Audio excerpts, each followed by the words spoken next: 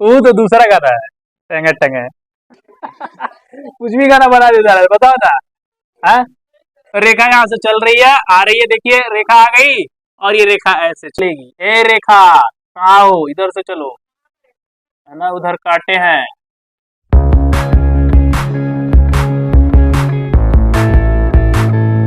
स्पर्श रेखा और छेदक रेखा, आइए समझते हैं। क्या समझते हैं, देखिए कि देखो एक वृत्त है ना,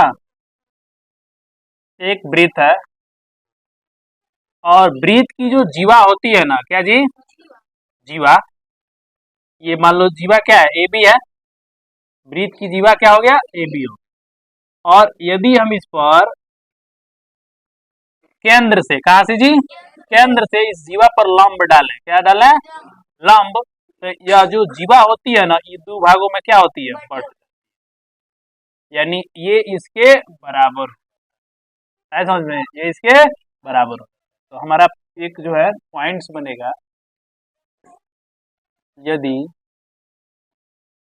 वृत्त की जीवा पर, वृत्त की जीवा पर केंद्र से, कहा से, केंद्र से लंब डाला जाए, क्या डाला जाए, लंब डाला जाए। लंब समझ रहे हो ना, है ना, एक ऐसी रेखा जो मतलब एक रेखा पर आके खड़ी हो जाए और 90 डिग्री का कोण बना ले, उसे क्या कहेंगे, लंब डाला जाए। तो वृत्त की जीवा दो बराबर भागों में, दो बराबर भागों में बट जाती है, भागों में बट जाती है ना, दो बराबर भागों में बट जाती है, समझ आ रहा है। तो यहाँ पर ए एम बराबर क्या हो गया, बी वन, है ना। अब देखो यहाँ पर हम कहेंगे कि जो ओ एम है ना, क्या है, ओ एम, यहाँ ओ एम लंब है किस पर, देखिए ओ एम लंब है ए बी पर, ओ एम रेखा लंब है किस पर, ए बी पर। ये लंब का सिंबल होता है, किसका सिंबल होता है, लंब, किस पर है जी, ए बी पर, किस पर, ए बी पर, यहाँ पे लिखते हैं ओ एम लंब है ए बी। तो ये अब सिंबल किसका हो गया जी, लंब का, किसका सिंबल हो गया, लंब, है समझ में, ये किसका सिंबल हो गया, लंब का सिंबल। तो पढ़ेंगे ओ एम लंब ए बी, यानी ओ एम ए बी पर क्या है, खड़ी है, इसलिए ए एम बराबर क्या होगा, बी एम, ए एम बराबर बी एम। यानी वृत्त की जीवा पर केंद्र से लंब डाला जाए तो वृत्त की जीवा दो बराबर भागों में बढ़ जाए। तो दिक्कत यहाँ तक, कि पहला स्टेटमेंट हो गया। आइए दूसरा स्टेटमेंट समझते हैं। दूसरा स्टेटमेंट ये है कि वृत्त की स्पर्श रेखा, कौन रेखा जी, हाँ, वृत्त की स्पर्श रेखा, देखो ये केंद्र, देखिए ये केंद्र क्या है, ओ है? केंद्र क्या है, ओ है। अब वृत्त के स्पर्श बिंदु पर, वृत्त के स्पर्श बिंदु पर जब त्रिज्या टच करेगी ना, यानी त्रिज्या जब छुएगी इसको स्पर्श बिंदु पर, तो वह स्पर्श रेखा से, है ना, 90 डिग्री का कोण बना लेती है, समझ में। ये हो गया स्पर्श रेखा पी क्यू, है समझ में, और ये हो गया ओ एम। तो यहाँ पर हम क्या देख रहे हैं, पी क्यू क्या है जी, स्पर्श रेखा है, पी क्यू क्या है, स्पर्श रेखा, पी क्यू स्पर्श रेखा। ओ एम क्या है, वृत्त की त्रिज्या, वृत्त की त्रिज्या, ओ एम वृत्त की क्या हो गया, त्रिज्या। तो इस यहाँ पर ओ एम लंब है किस पर, बोलो, पी क्यू पर, ओ एम लंब है पी क्यू पर, ओ एम लंब है पी क्यू पर। यानी इसका कहने का मतलब ये होता है कि वृत्त की स्पर्श रेखा, वृत्त की स्पर्श रेखा के स्पर्श बिंदु पर, स्पर्श बिंदु पर, स्पर्श बिंदु पर त्रिज्या, त्रिज्या हमेशा, हमेशा लंब होती है, हमेशा लंब, समझ आ रहा है ना। तो यहाँ पर त्रिज्या क्या करेगी, हमेशा क्या बना लेगी, लंब बना लेगी, है समझ में। तो ओ एम लंब है पी क्यू, ठीक है। यहाँ पी क्यू क्या है, स्पर्श रेखा, ओ एम क्या है, वृत्त की त्रिज्या, और क्या है, ओ एम लंब है पी क्यू, ये हमेशा लंब होती है समझ में, यानी ओ एम लंब हो गया, इस ऐसा ऐसा हमेशा घटना घटता है, ठीक है। चलो दोनों नोट करो, नीचे नोट देके लिखिएगा, वृत्त में अनंत जीवाएं होती हैं, वृत्त में अनंत जीवाएं होती हैं। पहला। दूसरा पॉइंट, वृत्त पर स्थित किसी बिंदु से, स्थित किसी बिंदु से केवल और केवल, केवल और केवल एक स्पर्श रेखा खींची जा सकती है, खींची जा सकती है। ठीक है।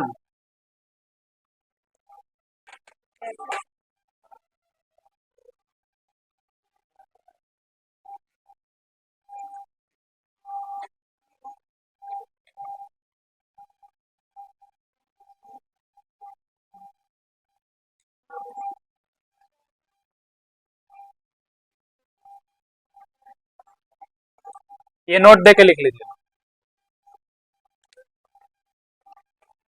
सब लोग बोथरी गणासी से काटेंगे, पेंसिल से कोई डायग्राम नहीं बना रहा है। हाँ लोग पेंसिल लेके आए कि देखो जलेबी की तरह गोल बना दिए हैं। जलेबा है?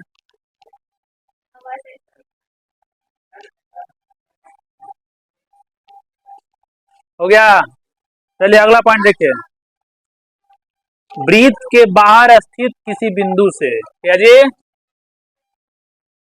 वृत्त के बाहर स्थित किसी बिंदु से केवल और केवल, केवल और केवल दो स्पर्श रेखाएं, दो स्पर्श रेखाएं खींची जा सकती है, खींची जा, ठीक है, करेगा ला।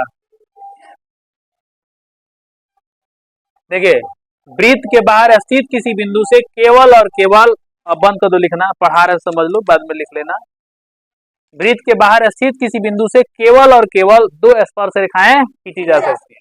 देखो ये वृत्त है, देखो वृत्त के अंदर कोई बिंदु रहेगा तो कहेंगे अंतः भाग में है। कौन से भाग में है? अब बाहर रहेगा तो कहेंगे बहिर्भाग में है। किस भाग में है? जैसे देखो यहाँ पर हम एक बता दे रहे हैं आप लोग को, ये मान लीजिए कि वृत्त है, ठीक है, ये देखिए पी है ना, एगो अंदर में कौन सी ले लिए, क्यू ना, एक हम मान लिए क्यू ले लिए, यहाँ पर एक वार ले लिए, तो ये हो गया क्यू, कहेंगे अंतः भाग में है। कौन से भाग में है जी? वृत्त के अंतः भाग में, वृत्त के अंतः भाग, कौन से भाग में है? अंतः भाग में है, बिंदु क्यू, बिंदु, ठीक है, यही रहता बिंदु पी, तो क्या कहते हैं, वृत्त के बिंदु पी, हाँ स्पर्श रेखा नहीं है, वृत्त पर है, क्या है, बिंदु पी का है, वृत्त पर है, वृत्त पर है। अब बिंदु आर के लिए क्या कहेंगे, बहिर्भाग, वृत्त के बहिर्भाग में, कौन भाग में है, बहिर्भाग में, तो बहिर्भाग माने कौन सी, बाहर, अब पी पर है तो वृत्त पर है, क्यों देखो अंदर है तो क्या बोलेंगे, अंतः भाग में, क्या है, तो वही चीज यहाँ पर समझिए, क्या कि वृत्त के बाहर यानी बहिर्भाग में स्थित किसी बिंदु P से केवल और केवल दो स्पर्श रेखाएं गुजर सकती है। अब मान लीजिए यहाँ से हम एक रेखा खींचेंगे, ओ रेखा कहाँ हो तुम, जल्दी आओ देखो रेखा यहाँ से चल रही है, आ रही है, देखिए रेखा आ गई और ये रेखा ऐसे चली, तो अब बताइए क्या ये स्पर्श रेखा है? नहीं, छेदक रेखा। कौन रेखा हो गया? छेदक। स्पर्श रेखा कब कहेंगे, जब एक बिंदु से होकर के गुजरेगी तब कहेंगे। इसका मतलब इसको थोड़ा सा और ऊपर से न जाना चाहिए, बोलो जाना चाहिए कि नहीं जाना चाहिए? मान ले कि हम मान लेते हैं कि ये जो ऐसे चलेगी, ए रेखा कहाँ हो, इधर से चलो, है ना, उधर काटे हैं, देखो ऐसा समझ में, देखो टच किया, कहाँ टच किया, पीठ पर टच किया कि नहीं टच किया, देखो इसको स्पर्श रेखा कहेंगे। अब बताओ एक बिंदु से बिंदु P बाहर में है और इसे एक रेखा खींच दी, बताइए और रेखा खींची जा सकती है? अरे बकलोलो खींची जा सकती है, नीचे से देखो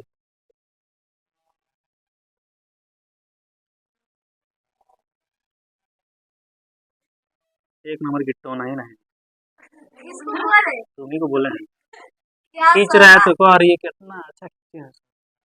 आपको स्टूडियो देखो कैसे होगा? ये हो गया क्यू, है समझ में। ये देखो ब्रीथ के किस पर गया, क्यू पर गया। अब देख रहे हो ना क्या कर रहा है, ब्रीथ के बाहर स्थित किसी बिंदु से केवल और केवल दो स्पर्श रेखाएं खींच। अब जो है आपके पास दिमाग नहीं लगेगा कि एक और ही खींचते हैं, दो से अधिक नहीं खींचा, खींचेगा ना या तो बाहरी चल जाएगा नहीं तो छेदक बन जाएगा, है समझ में। तो आप लोग क्या बनाना चाहते हैं, छेदक की स्पर्श रेखा, याद रखिए, है ना। ये दोनों स्पर्श रेखाएं, ये दोनों स्पर्श रेखाएं आपस में क्या, आपस में बराबर होती है। क्या होती है, बोलो बराबर होती है क्या। इसका मतलब ये देखो ये बीच में क्या है, केंद्र है ना। जब हम इसको ऐसे मिला देंगे, इसको ऐसे क्या करेंगे, मिला देंगे, गौर से देखिए, गौर से। और ये देखिए आप लोग, ये देखिए अभी हम पढ़ाए हैं, त्रिज्या वृत्त स्पर्श रेखा पर लंब होती है, त्रिज्या स्पर्श रेखा पर लंब होती है, स्पर्श रेखा पर लंब होती है। अभी 90 बन गया, ये कितना बन गया 90। आइए देखो चतुर्भुज बन गया, बोलो चतुर्भुज बना क्या, तो बोलो इन दोनों का सम 180 होगा क्या, बराबर बराबर भागों में बटेगा क्या, ये इसके बराबर और ये इसके बराबर, समझ आया। तो यहाँ पर ये देखो ये अलग लेना चाहिए था हमको ना जी, क्यू आर लेना चाहिए था, क्या क्यू आर। तो यहाँ पे देखो पी आर किसके बराबर हो गया, पी आर बोलो पी क्यू के बराबर हो गया, यानी दोनों स्पर्श रेखा कौन सी हो गया, बराबर हो गया, समझ आया। तो ये हो गया स्पर्श रेखा, जिसको कभी नहीं, नोट कर लो जल्दी, नोट कर लो।